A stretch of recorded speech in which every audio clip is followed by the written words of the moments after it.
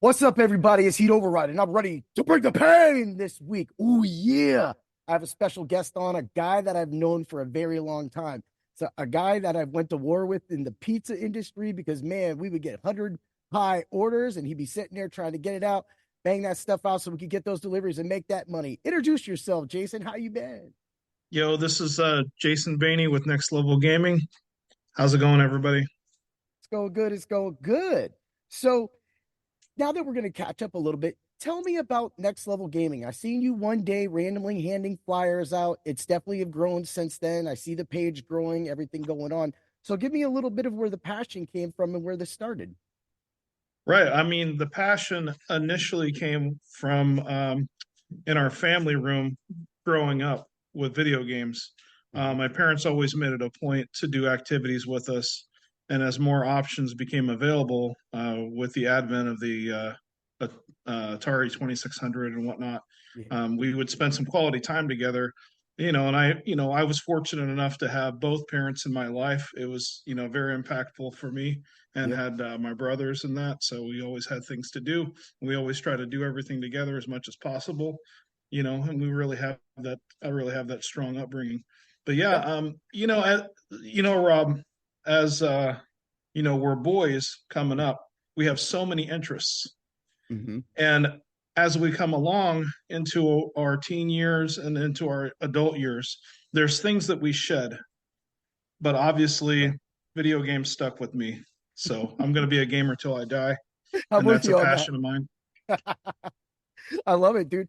I know that some people step away. People step away from WWE, WWF. They go AEW. They go, sometimes I like to call those phases of life, but this is one phase that never leaves our lives. The video games and being able to connect with your family. When I recently did those podcasts about my brother passing and everything like that, it just helped me reconnect on all those games that we used to play together and show how much that, because like you said, with your brothers, family, you have all those stories growing up. I played my dad in video games. My mom used to play video games. I mean, she played Super Metroid, games like that. And so I was able to game with them for many years, and of course, my brother. So it's great to hear that story and that passion is part that drives it. So what actually pushed you finally to actually get this next level gaming, make a logo and go forward? First off, before I address that, sorry again for your loss, brother. Oh, thank you. Thank you. Yeah, And man. what was the question? Excuse me. Go ahead. No, it's a, so when did you finally go all in? When did you just go, you know what? You looked at your wife and you're like, Dina, I am going in and I'm putting everything into this. I've got my shirt on like you're showing right there. So you have a catalog. What just said finally just set you over from just going, hey, I'm gonna have friends over on a night? Like, cause and then now to this big thing. Yeah, you were over for one of those nights, weren't you? Yeah, I we was. moved. Yeah, for sure. Like I always love to have like gaming parties Hmm. at my place and invite friends over to play some games. I had like a couple of different rooms that we would uh operate out of. You Yep. know, really this kind of started with Street Fighter, to tell you the truth, Yeah. because um there wasn't really a place for anyone to go in Erie. And coming up too, I Hmm. was surrounded by sports, which I still love, Yeah. but there were plenty of nerds that didn't really have a place to go and, just do their gaming thing, It's Yeah. kind Yeah. of it's kind of apropos to, you know, when PCs had their boom in the 80s and into the 90s, Hmm. that was just nerd stuff. That was just stuff for Yep. nerds to do. Whereas now it's a central point in everyone's life. It's the same way with this. Yep. Um, you know, with Street Fighter, that's a game I have truly loved. I played on the Sega Genesis, represent my 6-button controller. I love it. Oh, yeah. I mean, at least you had the six button. You didn't try to be a warrior and go with the three button. I mean, who are those barbarians? For real. But I mean, nowadays you can, they got crazy ways that you can connect a Sega Yeah. Genesis controller to a Super Nintendo. But it started with that, and then when I came here to Erie, I'm like, what's holding me back from like, hosting tournaments? What's holding me Yeah. back, truthfully, from like setting up a spot at the mall Yeah. when a tournament's going on? and inviting people to be a part of something. So I founded Fight Club in Hmm. 2009. And for people concerned, it's not where we're actually fist fighting. This is Yeah, for this was a group of like-minded individuals that wanted to place an in-person place where people from all walks are welcome to come and participate and play in tournaments. yeah, It's competitive fighting games, the fighting yep, game community, FGC, and also exactly. Smash Brothers is always going to be a tangent and a part of that. Which, while Smash Brothers isn't a true fighting game in the sense, a fighting game in the Yeah, sense of the word, Smash Brothers is always going to have like a connection with the fighting game community. I've always. always given the Smash players their equal respect, or I try to at least. But yeah, I would say the three core fighting games are Street Fighter, Mortal Kombat, and Tekken. Those series will Yeah. live forever, in my opinion, Hmm. and be like the foundation for all the other ones coming up. And they got a lot of really awesome games. I can't really list them all or go into like hardcore detail, but some of Yep. these like anime fighters are ridiculous how smooth they look. They Yeah. have Dragon Ball Fighter Z, that was Yep. one that really Hmm. knocked it out of the park that supported a 3-on-3 team. I'm really big into Marvel myself, Yep. Ultimate Marvel versus Capcom 3. But before that, my one of my 5 Desert Island games is Marvel versus Capcom 2. Yeah, So yeah. That game really, that was like one of those things that just set the next standard. So when you I brought mean, up bringing friends together and Magneto Street Fighter represent. You 2. can't see it under here, but Uh, I got my Magneto shirt on underneath.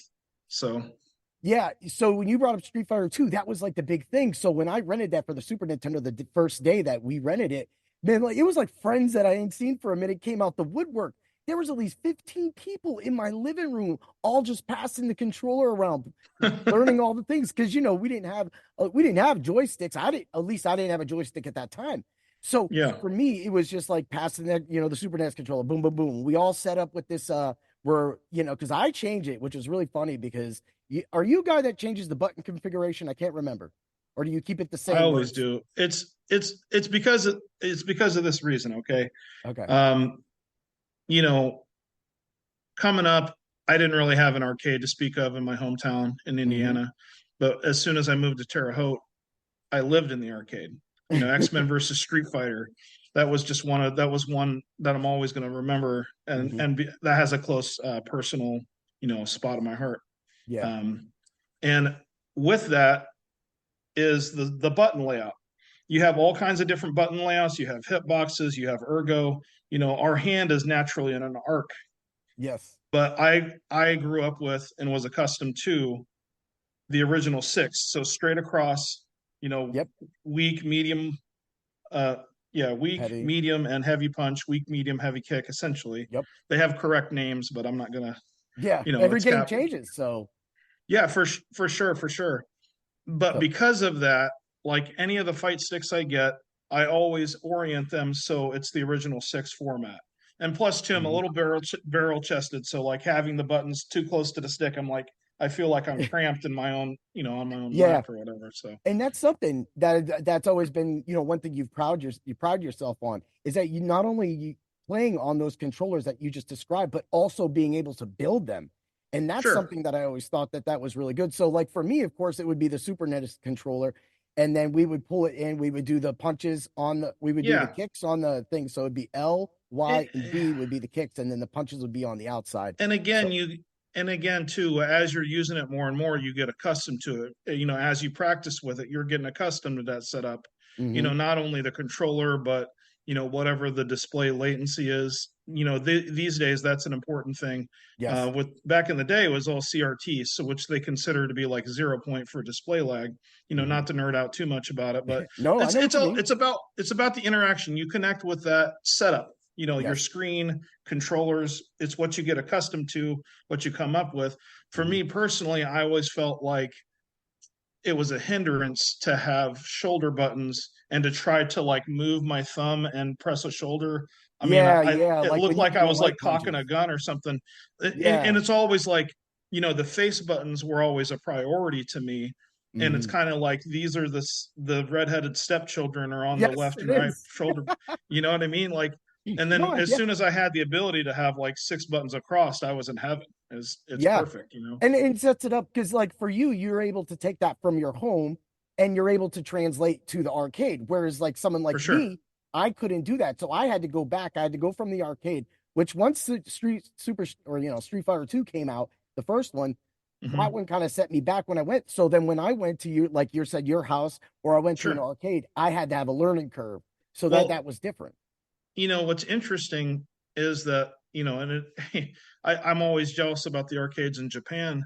A lot of those Yeah. had controller ports. So you have your Hmm. Tekken machines, right? I know for a fact Tekken 3 had a version of that machine that not only had a PlayStation 2 port that you could Yeah. plug in a PlayStation 2 controller to, but you could also had a Sega Saturn port, which had the 6 buttons across as well. And Yeah. it's well renowned as being, as far as a fighting game pad, you know, one of the best. Yep. Yeah. But yeah, That's Rob, to get back to your original question, what made me go all in? Well, yeah. so I had been putting in volunteer work essentially, and At the Fight as Club. I had my first kid in Illinois. We moved here. We started kind of having like these parties and stuff. When my second kid, Amber, came along, I decided I had a long talk with the wife, and I decided that any time away from family needed to be compensated. Yes. It's great to have volunteer work. I did a lot of free work in the community. I purchased, Hmm. monitor upon monitor, console upon console, along with Hmm. the help of my partner at that time. And Hmm. I got to the point where I was accumulating so much gear, and it wasn't until I did work in Buffalo helping them. I did work at Tech. I did an event at Techo Showcon where I helped them with their tournament. But it Hmm. wasn't until I went to Cleveland and helped my good friend Chris Hatala, which, by the Okay. way, he's one of those old heads that play Third Strike, and that's making a comeback. That's going to be at Evo this year, by That the way. is. That is. Yeah, yeah. I've been hearing And that. in the fighting game community, he's known as Galleon. He's world known for running Super 2 Turbo tournaments. Okay. And Okay. when I was doing work with him, he's like watching me load all this gear and load all this gear into my van. He's like, Jason, you have like 3 times the amount of gear I have. Like, you should really consider going into business for yourself. And this is the type of business that he's doing, as well. It's So, awesome. he does like party entertainment, bar mitzvahs, and Hmm. barcade transformations. And I just, decided that I needed to study up, decided what I needed to do. Um, it wasn't until 2017 that I was speaking with the good folks at Erie Promotions that put on the most legit Comic Con for Erie, PA, Yeah. Comic Con Erie, that we came to terms, and they said, listen, you actually need to become a business before we can pay you. And Okay. so that's when I filed for my fictitious name. And I do own Next Level Gaming in Pennsylvania. Nice. So so Yeah. I that's see that. so that's that for the rest of history. That's So awesome. so as to what Next Level Gaming actually is, Hmm. next Level Gaming is esports, but as far as like the day to day and what I earn bread from is Hmm. party entertainment. So birthday Yep. parties, barcade transformations. I've actually done a nerd bachelor party before. It's a dance party. Yeah. I have over 20 arcade machines that I can bring, and Hmm. most of these machines have been modified from the standard parts that come with them to Yeah. industrial grade parts, from commercial grade to industrial, So you like got to the make that same. move. Yeah, yeah, exactly. So the buttons are the best that they can be. The controllers are the best that they can be. Hmm. My Street Fighter cabinet actually has industrial Lorenzo joysticks in them with Yeah. the DX44 cherry micro switches for the buttons, just like you would feel in the arcade. Like, Yep. everything is as authentic as it possibly can be. And I mean, that puts everything together. I mean, just a lot of people go, well, I'm going to buy this cheap product and I'll buy a lot of cheap product. But like, even when it goes back to like some of like my car parts, if you buy an aftermarket part or more of like a racing part, you're gonna get a lighter part that lasts longer. So for something like in gaming with that much, some people push a little harder than others. Some people Yeah, get mad and it's like, hey, let's not hit the buttons. But to have a yeah. stronger button up against someone maybe hitting it could take, 5, 6, 7, 8, 10 of those blows as opposed to one or two, and now you got to fix something. Yeah, for sure. And it's that attention to detail and investing in the better products I mean, you can save money here and there where you can, and I get it, but when it Yeah. comes right down to it for performance, you Mhm. know, if uh, you know, that's why it's called next level gamings because I've paid attention to those details Yep. and I've invested in the products, that are higher quality.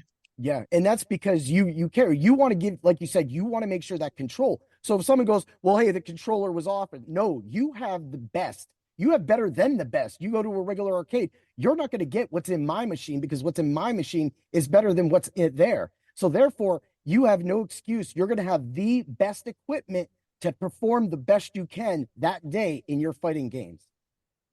Right.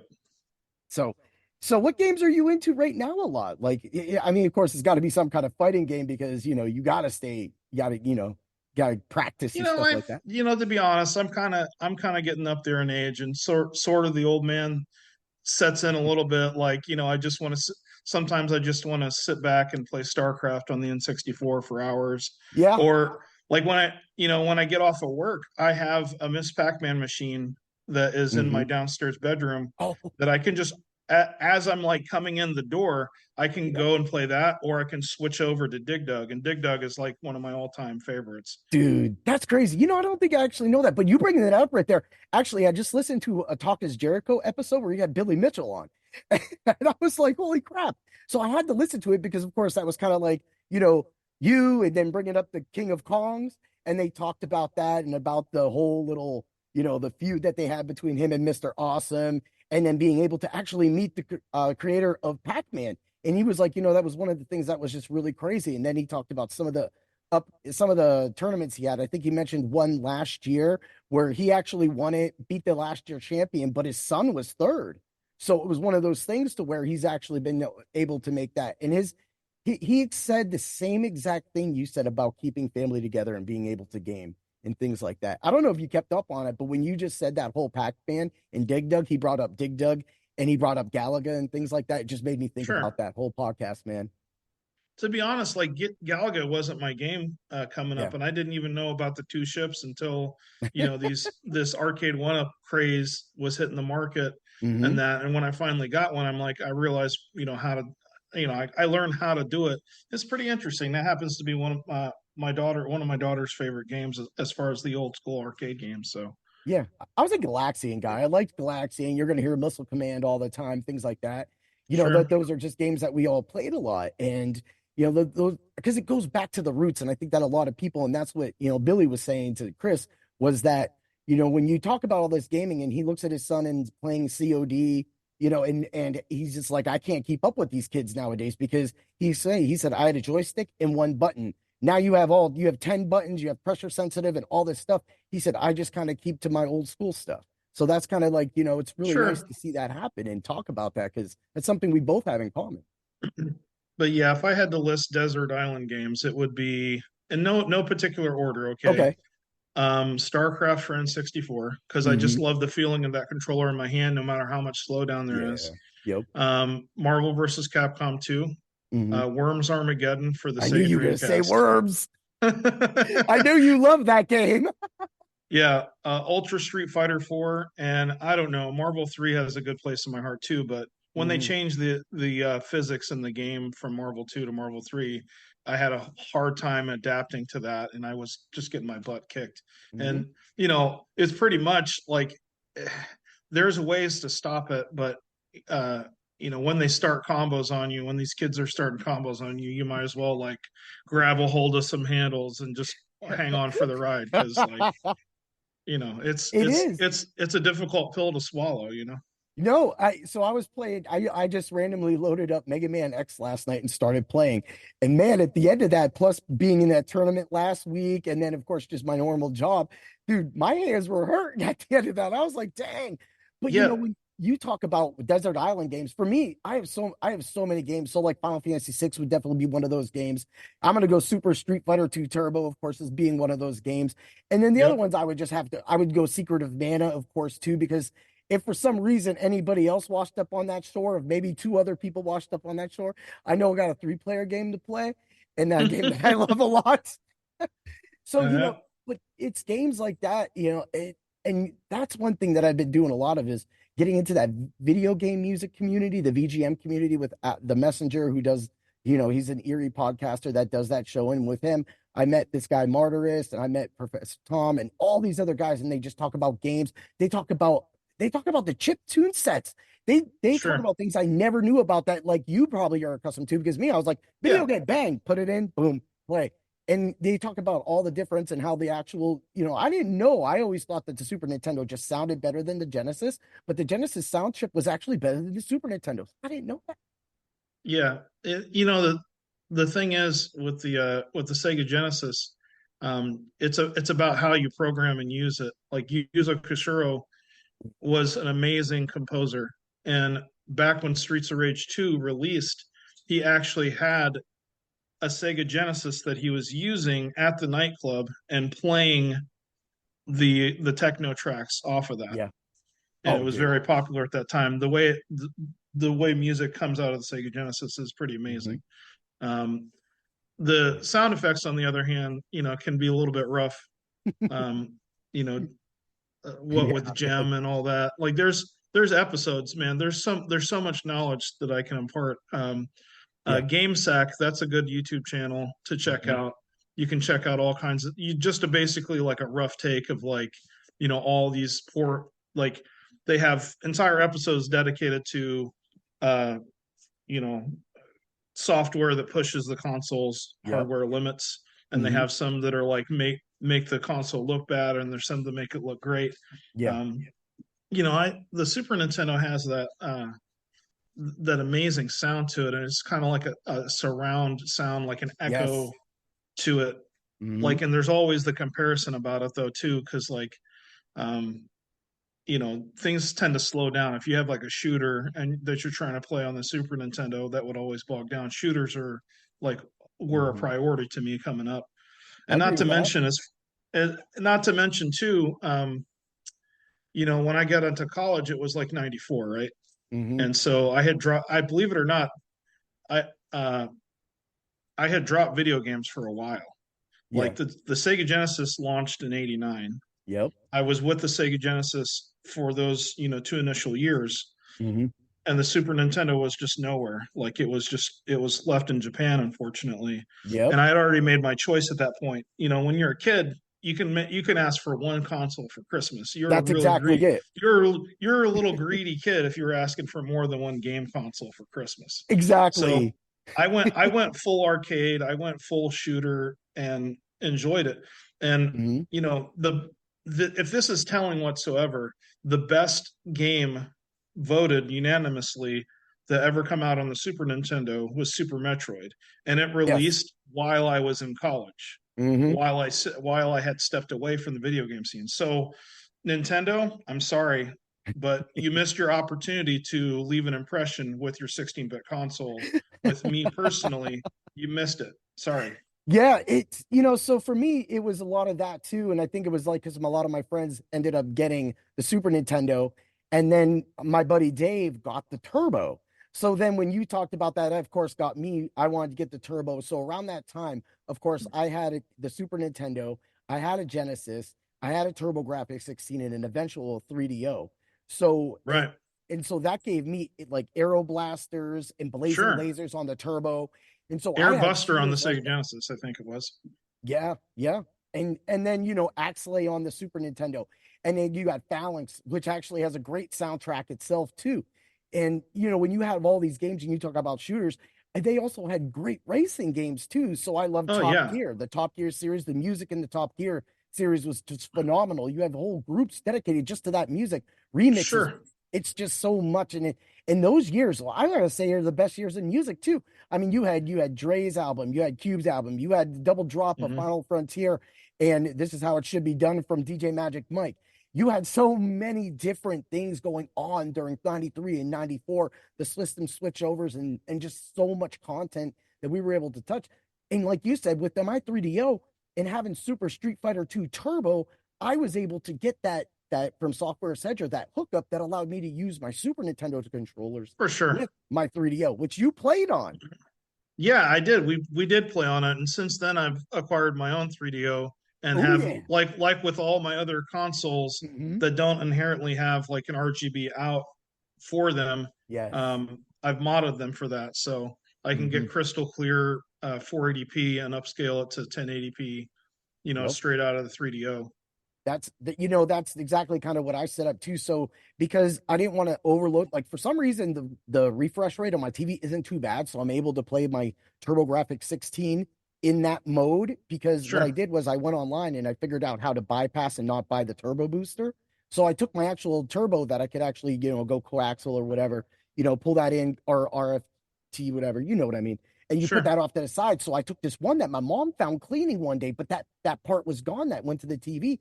So when I figured that out with the computer parts and I slid it all on there, I made that cord, I put it in there, and that thing runs great. I play Devil's Crush on it, and that's a game you have to be right on. So for whatever reason, this TV that I got right now works at that refresh rate. It's I'm just okay. I'm just gonna be happy that I got that right now. Yeah, that's But great. I mean, and there are scalers out there that you can just take a standard, even a standard, um, AV signal, mhm, your yellow, red, and white cables, yep, plug it in there, and then without any display lag whatsoever, yep, run it to your HD TV. Now it's your TV that's the issue yes, or not. Like, so you got to decide whether you want to commit. If you're mhm, all in for it, you can get yourself like a low latency monitor, mhm, or even they do have sub one frame TVs. I own a couple of them, a couple of 55s and a yeah, 51 mhm, that are sub one frame. And for those that don't know, sub one frame just means it's less than a frame of latency. yep. And in speaking in frames, not milliseconds, because some players get them confused.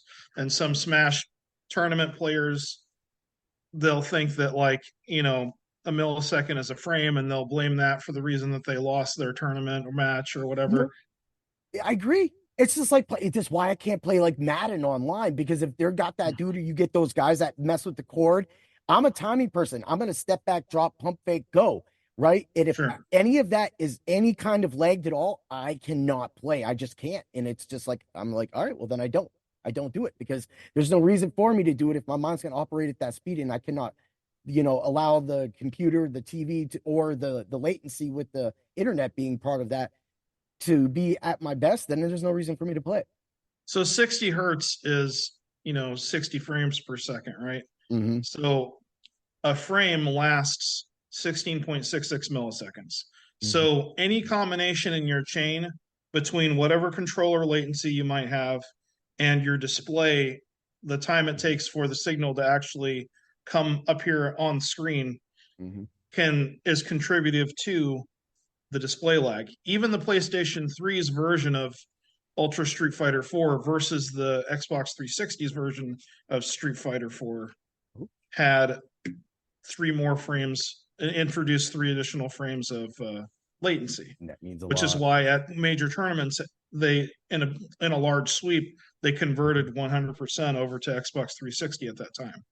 Yeah. And that's like you said, that's a big thing. And it just, you need that, especially when you enter a tournament like this. And a lot of them have entry fees. So if you're paying $5, $10, $50, $100, I mean, when I go to a karate tournament, it was $80. I could do 5 events, but because of the way I train and everything, I had 3 events open up to me. So, it's kind of what you can throw in. And, like what you said, when you run these events, you could have like this game's 10, this game's 10, but if you buy 2 events, you charge maybe you give a discount of you just go $18 and you're able to get Sure. into both those tournaments. And another thing that I bring up is during your tournaments, you've always been big on the 2 loss thing. And this goes back to people losing and things like that. Yeah, for sure. When I run a tournament, I like to do double elimination. This gives the player at least two chances to get their money's worth in a match. Yeah. So, there are many factors to this. Some people don't perform as well in person, but it's, something that you have to get over. Yep. If you want to have a true competition, um, you can do online tournaments all the live long day, but when Mm-hmm. it comes down to proving something, to proving to yourself that you're the best, or proving, you know, that you can compete, or maybe you're just there for the experience, doing having an in-person event is always going to far exceed the experience you would have online, in my opinion. I agree with that. And And that's why getting together and bringing people together for those sort of things is what you're looking for and what you do with Next Level Gaming. It's to Yeah, do that and to, be at birthday parties to get so much bigger. So that's why I wanted to have you on. And when I saw for that missed sure. call from you, I was like, heck yeah, man. I was like, this is perfect. I've been like this big video game music thing, like I was telling you about. So why Sure. not just add more? And I've been interviewing a lot of these people. This is just part of it. And I've been concentrating on the hometown because I wanted to bring more eyes to our hometown. For sure, for sure. And just to be clear too, like Next Level Gaming as it exists now, it's two separate things. There's esports, which I love to host tournaments. I do a tournament at Comic Con every year, Mm-hmm. um, for Smash Brothers and for some fighting games, and that's what people have come accustomed to. Mm-hmm. People who I don't like, you know, they have heard tell about the tournaments that occur at Comic Con, and then once a year, Next Level Gaming does its own independent tournament, which is called Rust Belt Showdown. So we've Yeah. invited uh, players from Detroit, Toledo, Ohio. We're trying to reach Sandusky currently, Mm-hmm. Canton, Ohio, Cleveland, Youngstown area, Pittsburgh, Buffalo, Rochester, Syracuse. So pretty much the entire Rust Belt region is welcome to come. Yep. And we're trying to. Last year we had 60 attendees. This year we're trending for higher. Oh, Hopefully we reached the mark that we're wanting to have. We're hoping to bring it, build it bigger and bigger each year. yeah. So that's something I'm really looking forward to, Mm-hmm. and preparing for now. It takes weeks of preparation for some of these things, Yeah. but That's actually yeah, huge because that, coming down to where, we start winding things up here and stuff. I wanted to talk about that. I wanted to talk about the Rust Belt Championship and also going forward with how you can actually, if this is your big, big tournament or say your WrestleMania of tournaments, how you can go for You knew I was going to get a wrestling comment in there. yeah, for Yeah. sure. So what It's like the Super Bowl for the Browns or something. I don't know. yeah, you can actually, maybe introduce like another like a SummerSlam event or things like that. Do you have any ideas of investing into those? And then I also want more people to be out there to know that they can go for this Rust Belt Championship or to find you on Facebook right now. So that I want to really get into that because there's going to be a lot of people that are interested in that. For sure, for sure. Do you have the links that you're gonna like associate with this podcast then? Yes, yes. I'll have all your links underneath my what's it called? My show notes and everything. Yeah, you'll all be there. Well, just a few things about it is Mortal Kombat, we're trying to build that up. I have an agreement with Warner Brothers Hmm. for promotion. So anything that my friend Cujo Katie tweets on there is going to be amplified by Warner Brothers. Nice. There's just certain restrictions. Like I can't put on any of the promotional material. This is supported by Warner Brothers. Exactly. Whereas with SNK, I was able to pretty, it was not as hard of a process as I thought it was going to be to communicate with SNK and tell Yeah, them that I'm having a King of Fighters tournament. I was gonna say Uh, and they put it out there like, and I actually have like the official like supported by SNK logo with it. It is they're doing retweets for us, and you know there's through their that's social media channels. So just one by one, we've reached out to the different companies. We've gotten responses from some, but not all. that's awesome. Um, this tournament, speaking of like Hmm. controls and what you're accustomed to, and maybe adapters and that, when we start to bridge into that, this tournament is a very bold move. I have 8 Xbox Series S. Hmm. We're running Tekken 8 on it. All pretty much all of Saturday is being run on the not the Smash side, obviously that's Nintendo, but Hmm.